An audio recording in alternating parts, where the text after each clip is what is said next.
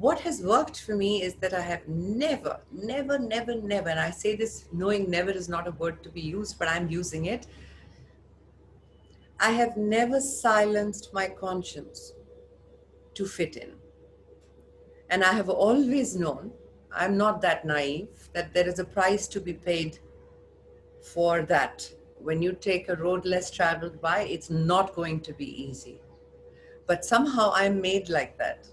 I don't like anything that is easy. I don't value it only. I like things that um, earn my respect.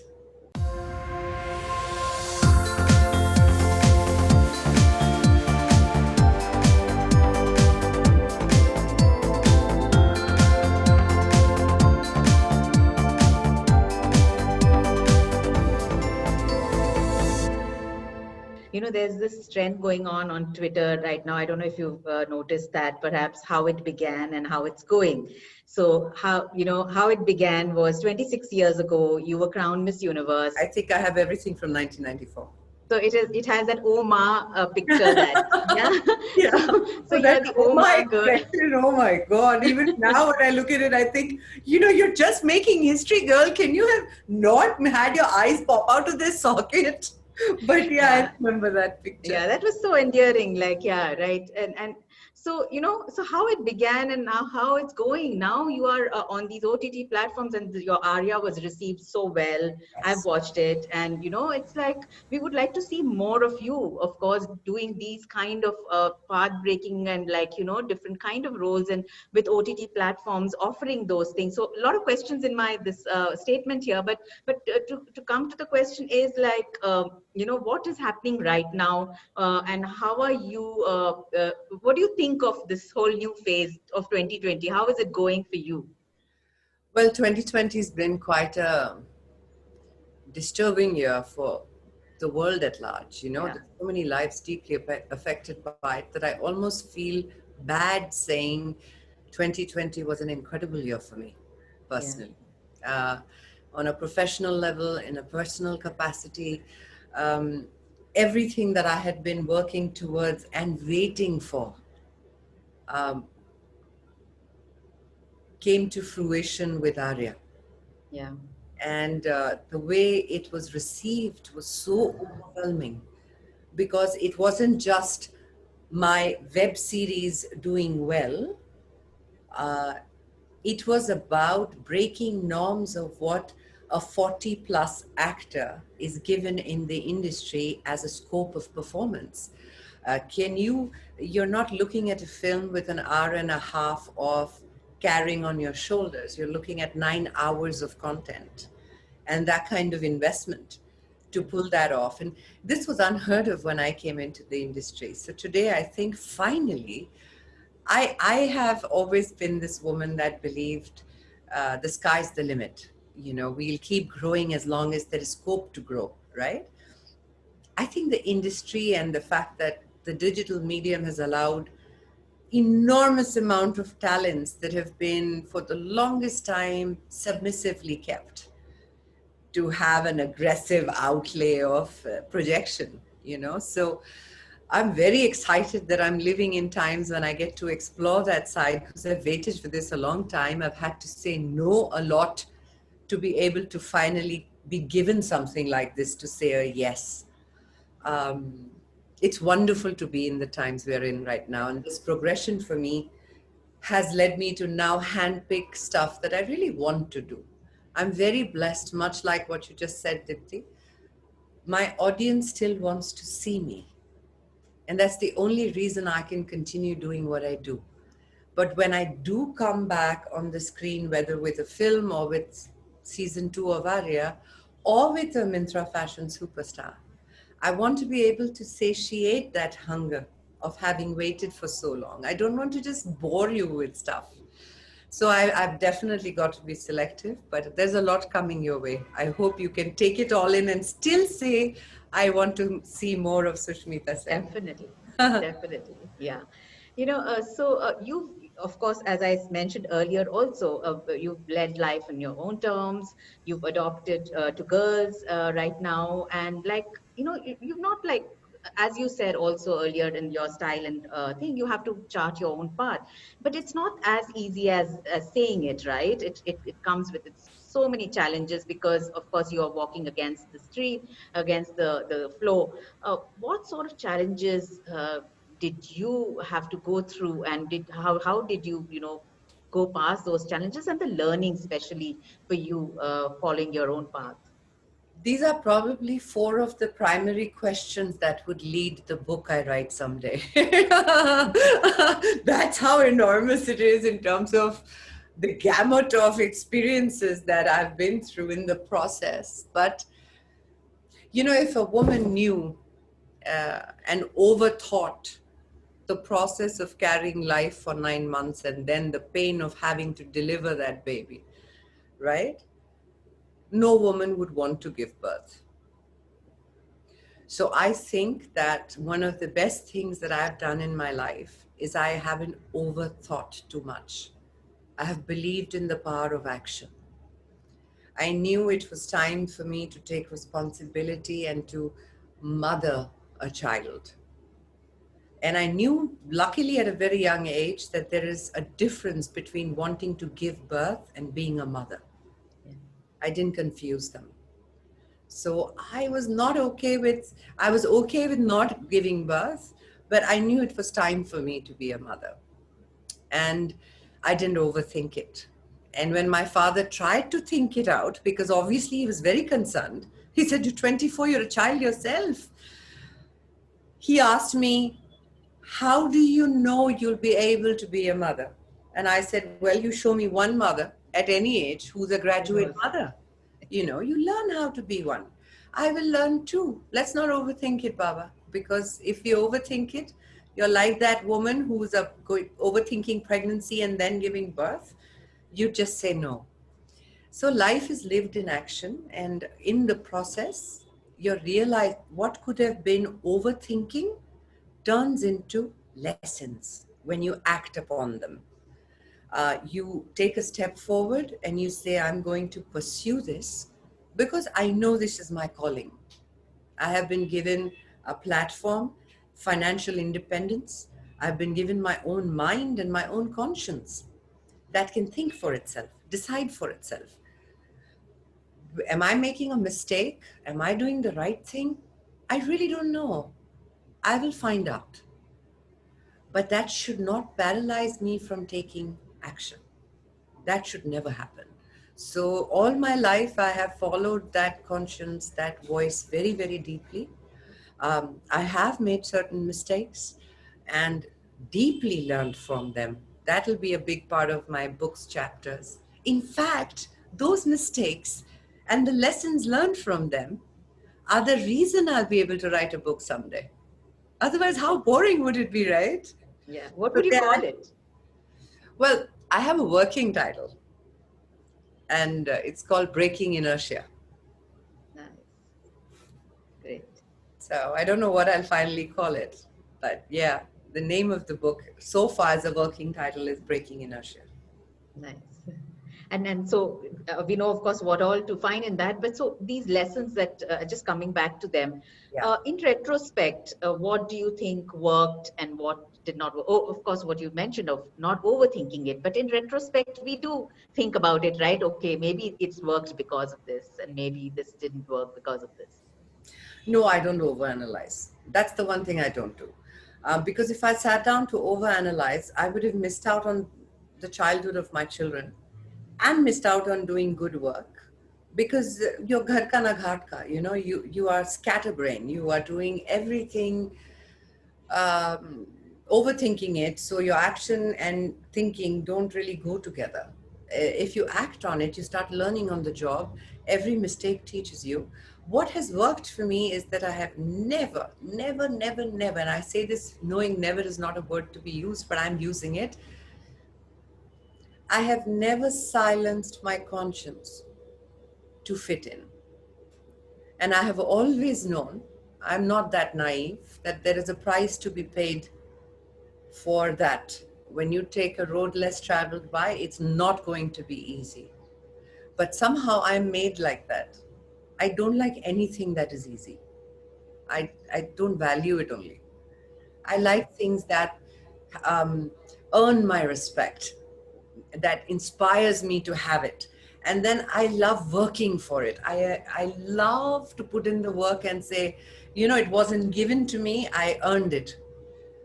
So I just am hardworking. A lot of the times I post stuff on Instagram and people say, "You're right, Sush, this is easier said than done," which is true. But then it fascinates me that everyone wants it easy.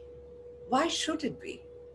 There are some things in your life that you should want it to be hard to get so that you may value that sense of achievement for the rest of your life. Otherwise, what is heaven for? Exactly. Yeah. Exactly. Yeah. Another thing, Sushmita, the other thing that we find in our entertainment industry, whether it is movies or, of course, now with OTT and with Netflixes and Amazon Primes, you are getting a lot of different kind of subjects and different kind of, roles for. It's not typecasting women just as a 20-year-old college student, right? Thank God. But yeah, exactly. But in our society, it is the age for women, especially the age is always such a big hurdle and such a big, like, as if life does not exist beyond 40.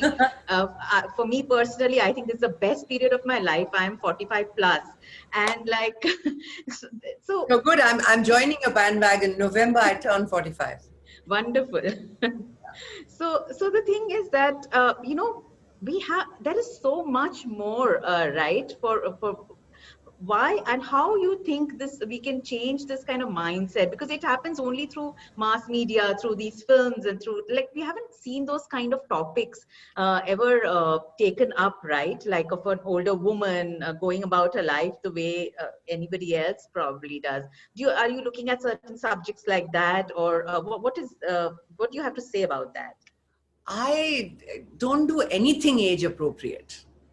Because really, if you think about age appropriate, nothing is appropriate. What is age appropriate exactly? Exactly, nothing is appropriate. Like, what do you do? Who writes the Bible for telling you at 30 plus you must do this, at 40 Yeah. plus you must do this, at 50 plus you must do this, at 80 plus you must die? I mean, there is nothing called age appropriate. It is to do with your persona and what you're comfortable with. The problem is, love, that we have societal conditioning that tells us, अच्छा उम्र हो गई है, dress इससे छोटा मत पहनो, अच्छा नहीं लगता, it doesn't look right, cover this, don't show cleavage, don't do this, don't do that. Oh my God, the noise is unbearable, right? I love for love's sake. I dress up for dressing up's sake. I put on makeup because I want to for the sake of that.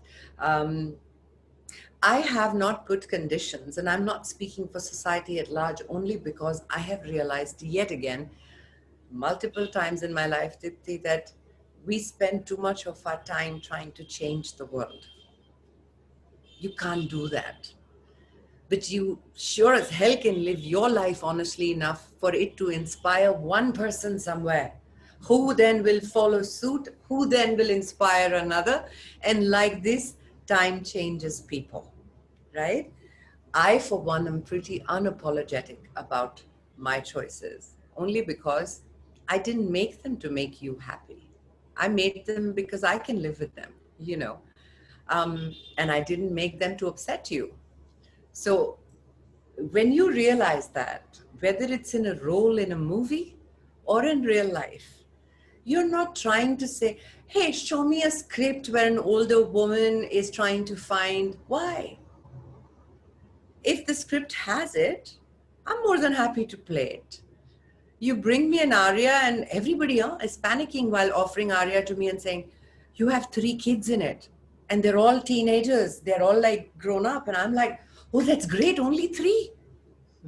Because given the premise of Arya, the more stresses she has in her life, the more the character develops, right? So I was very excited to play a mom of 3 kids. But at no point was I trying to underplay my sexiness. I am the woman I am. Arya is a sexy girl. She has this inbuilt mechanism which she's not trying to underplay because she's mother of 3 teenagers. So I choose my work based on things that are progressive. They're progressive because if you played me as an Abla Nari in a role, it won't work. The persona of a person's personal choices are so intrinsically, especially in India, Yeah. a part of your screen persona, that why should you not use the strength of the persona onto the screen? So yeah, I think to answer your question, I hope I did. I don't look for a role like that, but that is the role I will say yes to. Wonderful. Yeah. So, what would you say to single mothers? Brace yourselves. It's not like at all easy. And please understand that we get a lot of credit for being single moms, but I truly believe that world over, most mothers are single mothers. They may be married, they may have one or more partners, but they ultimately raise their children quite single handedly. So brace yourself because you will always walk a fine balance of nurturing who you are in the midst of nurturing other life. And you'll have to walk a very fine line between not being the sacrificial lamb, in the name of motherhood. No, I don't believe in that concept. And yet let your children know that when the world comes crashing, if it ever does, your mother's enough and she's there. Other than that, I think life takes over and you learn along the way, and we make mistakes, we learn from them, and then we move on to making newer mistakes and then learning from those. That's a series that life takes you into. Wonderful. Sushmita, congratulations on this jury panel for Myntra Superstar event that they're doing. You yourself are a style and fashion icon, so for you to be on the jury panel is a given. But what do you, what is, according to you is style, and what according to you is fashion, and what is sort of advice would you give the youngsters today? Um, Thank you for that. It's been an absolute privilege to be part of the judges, because you're the three of us at Myntra Fashion Superstar. There's Manish Malhotra, there is Malika Dua, and yours truly. It's been a very enriching journey because we've been a part of 18 fashion influencers, uh, living through their strength and developing, working on their weaknesses to then come out amazing on the show. We were not just looking for fashion. This I'm speaking of because my personal take on fashion and style is pretty much what the show also embodies, which is be unique, be authentic, be different, celebrate being different. Don't follow rules because they've been stated to be the it factor. Uh, do what is good for you and then inspire others in the process. So it comes as a journey unto itself, but nothing beats the fact that whether you're any kind of social media influencer, including a fashion influencer, you have to have the power to change conversations. It just cannot be about following mundane rules. To the youngsters, that's what I'd say. Stand up for who you are. And before you do that, know who you are. Not other people's perception of you, but who you are at your DNA level. Once you know that, then style it. Style it to advantage. Don't do it with a sense of this looks good, this will be acceptable, I'll get many likes for this sort of a look and behavior. Style and fashion are about enriching your personality. So first you got to have a personality. Sure. Yeah, it's incredible, and I'm a big fan of yours. Yes, I have to admit that. I felt like you were sitting right here. Thank you for Yeah. the engaging conversation. Thank you. Thanks a lot.